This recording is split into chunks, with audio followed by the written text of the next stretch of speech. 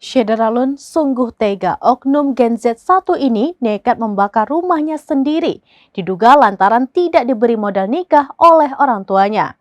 RS, pemuda Gen Z berusia 17 tahun itu kini dipolisikan oleh sang ayah Amri.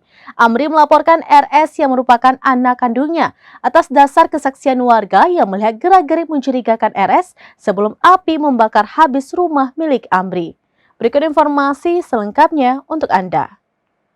Situ kan ibaratkan aku gimana ya, bagaikan patung di situ kalau nyoba bawa ke rumah tuh.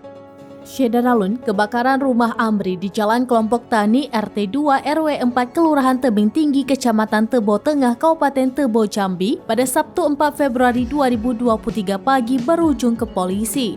Pasalnya ternyata rumah Amri sengaja dibakar anaknya sendiri.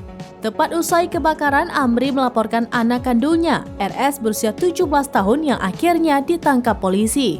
Kepada tribuntebo.com yang merupakan grup tribunjambi.com, Kapolsek Tebo Tengah AKPD Ditanto Manurung pada Minggu 5 Februari 2023 membenarkan perihal kebakaran rumah yang disengaja tersebut. Menurut keterangan dari RS, ia pernah meminta bantuan dana kepada orang tuanya untuk menikah. Namun orang tuanya meminta RS untuk bersabar.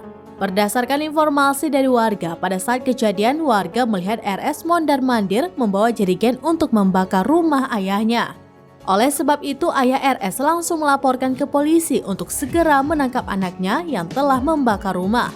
Hingga saat ini RS sudah diamankan di Polsek Tebo Tengah untuk mempertanggungjawabkan perbuatannya. Diketahui orang tua RS sudah bercerai.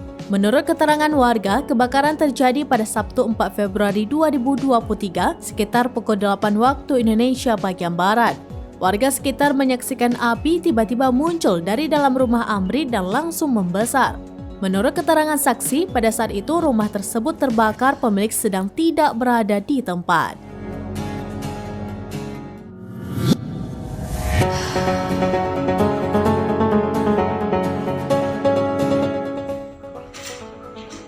Sebetulnya aku kurang berani juga lah ketika kan tidak bertanggung jawab sebagai ayah itu kan, aku merasa kesal juga kan, aku selama situ juga kurang lah rasa bertanggung jawab sebagai ayahku itu kan.